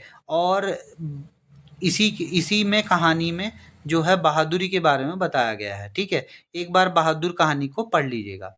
इसके बाद जो दूसरी कहानी पढ़ के जानी है वो आपको पंचलाइट कहानी पढ़ के जानी है। और ये जो है राइटर रेणु जी ने लिखी है, जो कि जिसका सारांश इस टाइप से है, ये आपके नीचे साइड में दे रखा है, ये इंपॉर्टेंट है, आपके पास आएगा, इसे एक बार जरूर पढ़ लीजिएगा। और मैं ये पूरी कहानी आपको यहाँ पर समझा नहीं रहा हूँ, आप इसे पढ़ लीजिएगा और इसमें कुछ नहीं है, ठीक है। इसके बाद नेक्स्ट आपके पास है सत्य की जीत। सत्य की जीत देखिए अलग अलग प्रदेश में अलग अलग चीज़ों के बारे में पूछा गया है। अब जैसे यहाँ पर सत्य की जीत के बारे में है, किसी और जगह पर कहीं और पे किसी और कविता के बारे में, खंड काव्य के बारे में है, तो ये अलग अलग हैं। तो सत्य की जीत या और किसी का जो खंड काव्य उन्हें जरूर पढ़ के जाइएगा। सत्य की जीत की कथावाचक कथा जो है आपको पढ़नी है, कथा के बारे में जरूर आता है हर एक किसी में, चाहे अज्ञात शत्रु हो, उनके कथा के बारे में जो भी अलग अलग हैं, अलग अलग प्रदेश में अलग अलग उसकी हैं, तो वो सारी जरूर आती हैं। और एक चरित्र चित्रण किसी का भी, जैसे सत्य की जीत में द्रौपदी का चरित्र चित्रण आपसे पूछा जा सकता है, तो वो आपको पढ़ना होता है, ठीक है। अब इसके बाद देखिए नेक्स्ट आपके पास ये संस्कृत के जो पैराग्राफ हैं वो आते हैं। तो जैसे कि आपको यहाँ पर ये संस्कृत का पैराग्राफ है, ये वाला है, और एक संस्कृत का पैराग्राफ आपके पास ये है, ठीक है। ये संस्कृत के पैराग्राफ आपको करके जाने होते हैं, इनकी संस्कृत आपको बनानी होती है। तो ये जो संस्कृत का पैराग्राफ है ये और ये देखिए, संस्कृत सह साहित्यम सरस व्यंजन सुनिश्चित, तस्य कंधे पधे च ललित भावबधो समोधित अति। तो ये पूरा जो आपके पास पैराग्राफ है ये संस्कृत पाठ से लिया गया है, हमारी संस्कृति से लिया गया है। और इसका जो चैप्टर का नाम है वो आपको संस्कृति बताई दिया है, वो आपको लिखना है। फिर उसके बाद में आप इसके बारे में यहाँ से लिख सकते हैं। ठीक है, इसे पढ़ लीजिए संस्कृत को, और उसकी हिंदी आपको यहाँ पर बना के लिखनी होती है। ये दोनों पैराग्राफ इंपॉर्टेंट हैं, इन्हें जरूर पढ़ लीजिएगा। एक तो ये और एक आपका ये पैराग्राफ। ठीक है, इस पूरे पैराग्राफ को आपको पढ़ना है। ठीक, और इसके बाद में ये इसका अनुवाद भी दे रखा है, इसे भी आप पढ़ सकते हैं और ये आप बना करके वहां पर आएंगे। ठीक है, नेक्स्ट आपके पास जो इम्पोर्टेंट है वो आपके पास ये है। ठीक है, आत्मज्ञान एवं सर्वज्ञान। ठीक है, इसका पूरा पैराग्राफ है। तो यहाँ पर संदर्भ आप ऐसे लिखेंगे जैसे यहाँ पे लिखा गया है। ठीक है, ये पाठ का नाम है, ये आपको लिखना जरूरी है। पहला जो था वो संस्कृति का था और दूसरा जो ये पैराग्राफ है ये इसका है। इसके बाद आपको अनुवाद लिखना होता है, संस्कृत पढ़िए, उसका अनुवाद यहाँ पर राइट कर दीजिए। ये पैराग्राफ आपको जरूर करके जाना है, वेरी इंपॉर्टेंट है, इसे जरूर जरूर करके जाना है। ठीक है, नेक्स्ट आपके पास है जातक कथाओं का। जातक कथाओं में ये वाला पैराग्राफ आपके पास इंपॉर्टेंट है। यहाँ पर अति से है, देखिए ये संस्कृत है, इसे याद करने की जरूरत नहीं है। संस्कृत की हिंदी आपको नीचे बनानी है, बस पाठ का नाम आपको पता होना चाहिए। जातक कथाओं का है जो कि उलुक जातक कर्म खंड से उद्धृत है, और उसके बाद आपको ऊपर से संस्कृत बना करके नीचे लिखनी है। ठीक है, तो ये सारी चीजें। फिर ये महामना मालवीय जी का है, और ये पैराग्राफ भी आपके पास इंपॉर्टेंट है, इस पैराग्राफ को भी जरूर करके जाना है। ठीक है, फिर इसके बाद ये भी महान उन्हीं का ही है, मालवीय जी का, और इसके अंदर भी आपके पास ये मालवीय जी के बारे में बताया गया है। मालवीय जी का जो नाम है, नामक पाठ का पाठ है, और ये कई टाइप से आ सकता है। इतना पाठ भी आ सकता है, ये यहाँ से इतना भी आ सकता है, अनुवाद वगैरह ये सारी चीजें। इसमें से संस्कृत का ही अनुवाद आपको हिंदी में यहाँ लिखना है। फिर उसके बाद नेक्स्ट आपका पैराग्राफ हिंदी साहित्य ये वाला है। ठीक है, हिंदी साहित्य से ये भी आपके पास वेरी वेरी इंपॉर्टेंट पैराग्राफ है, जो कि आपका मालवीय जी के चैप्टर से ही लिया गया है। ठीक है, तो मालवीय जी का चैप्टर से ही ये पैराग्राफ, ये दोनों पैराग्राफ करके जाने हैं। चैप्टर का नाम पक्का होना चाहिए। हिंदी जो है आप जो अनुवाद लिखेंगे वो संस्कृत के मीनिंग को समझ करके लिखना। ठीक है, तो इसमें कुछ ऐसा नहीं होता, जो पैराग्राफ होते हैं उनमें सिर्फ आपको अपनी भाषा में संस्कृत के कुछ वर्डों को समझ करके लिखना होता है। ठीक है, इसके बाद जो नेक्स्ट है आपके पास ये सारे हैं। ये देखिए, वो तो पद थे, ये गद है, वो गद थे, ये पद के पैराग्राफ हैं। तो पद के पैराग्राफ में जो आपका इंपॉर्टेंट है वो आपको मैं बताता जा रहा हूँ कि कौन कौन से इंपॉर्टेंट आपके पास हैं। ठीक है, तो देखिए, पहला तो आपका जो इंपॉर्टेंट है वो ये वाला है। ठीक है, इस पैराग्राफ को जरूर आपको करके जाना है, इस वाले पैराग्राफ को। ठीक है, जल बिंदु निपोलक क्रमस पूजत घटय स स्व हेतु सर्व विद्या धर्म चय धन चय। ठीक है, इसका पैराग्राफ को, इसमें देखिए ये किससे लिया गया है, सुभाषितानी शीर्षक पाठ से लिया गया है, और ये इसकी हिंदी है। ठीक है, हिंदी इसकी ज़्यादा बड़ी नहीं होती है, तो इसी को पढ़िए, यहाँ पर हिंदी अपने आप से याद कर लीजिएगा। इस वीडियो में भी आपको दिखाई दे रही है, और इसे कर लीजिए। ठीक है, नेक्स्ट आपके पास जो है वो आपको ये वाला पैराग्राफ करके जाना है, ये वेरी इंपॉर्टेंट है, इस वाले पैराग्राफ को भी करके जाना है। ये भी सुभाषितानी से ही लिया गया है, और इसकी हिंदी आपके पास नीचे है, इसे थोड़ा सा पढ़ लीजिए। ठीक है, मैं यहाँ पर वीडियो पॉज करके पूरा पढ़ लीजिएगा। अब इसके बाद में नेक्स्ट जो है आपके पास ये है पैराग्राफ, ये पैराग्राफ है, ये भी आपको करके जाना है, ये भी बहुत अच्छा है। विद्या विदाधन मदासक्ति परोसो परिणीति। ठीक है, ये भी सुभाषितानी से ही है, और ये इसकी हिंदी है, इसे आप पढ़ लीजिए, वीडियो पॉज करिए और अपना पढ़ लीजिएगा। ठीक है, नेक्स्ट आपके पास ये भी वेरी वेरी इंपॉर्टेंट है, इसे भी आप जरूर करके जाइएगा। ठीक है, तो ये भी सुभाषितानी का ही है, और ये इसकी हिंदी है। ये पिता के आचरण पर डिपेंडेंट है कि आचरण कैसा होना चाहिए। तो ये देखिए ये सब इसकी हिंदी है, इसे पढ़ लीजिएगा। नेक्स्ट आपके पास जो है वो ये वाला पैराग्राफ है, इसे आपको करके जाना है और ये भी सुभाषितानी से ही है, तो ये भी आपको जरूर करके जाना है, ठीक है।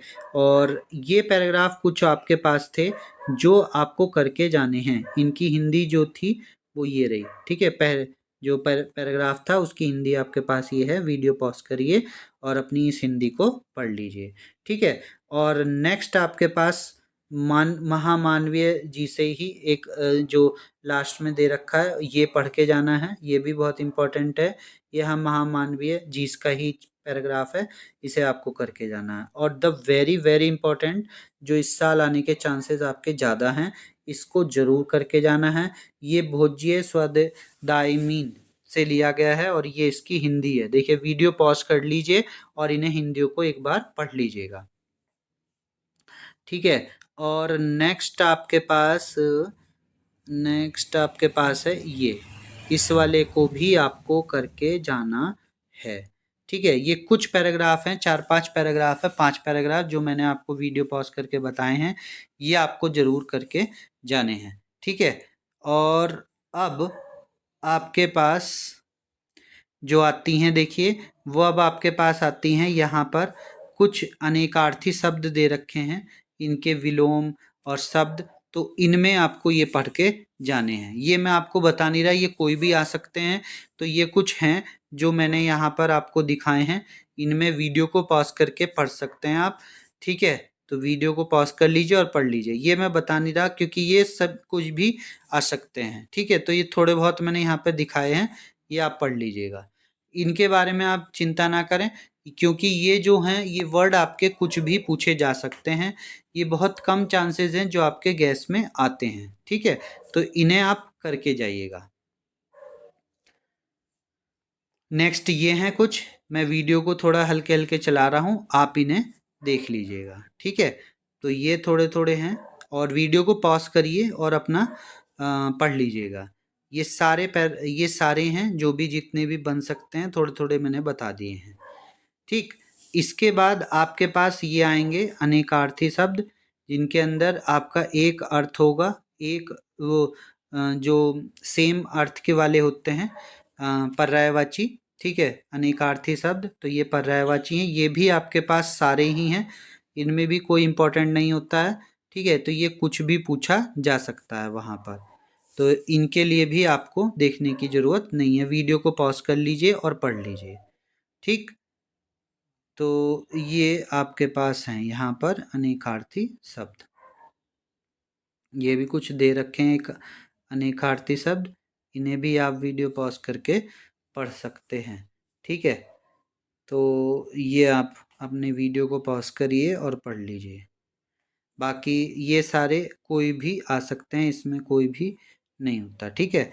अब आपके पास नेक्स्ट देखिए, पत्र के लिए पत्र आपको ये वाला जरूर करके जाना है जो मैं आपको यहाँ पर बता रहा हूँ।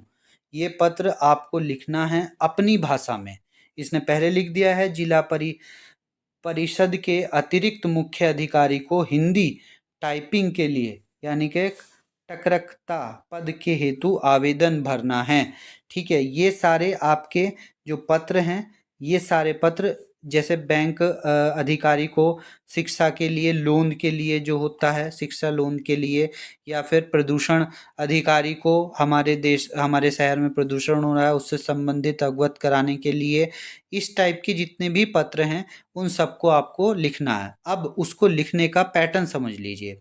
देखिए इसमें क्या होता है, पहले आपको जो लिखना है, जो जरूर लिखना है वो है सेवा में।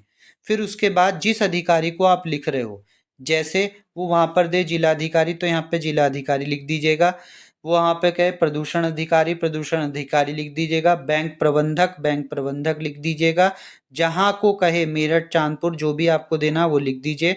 फिर महोदय लिख करके, महोदय जरूर लिखना है, महोदय लिख करके फिर आप अपने बारे में यहाँ से इंफॉर्मेशन अपने अकॉर्डिंग बना सकते हैं।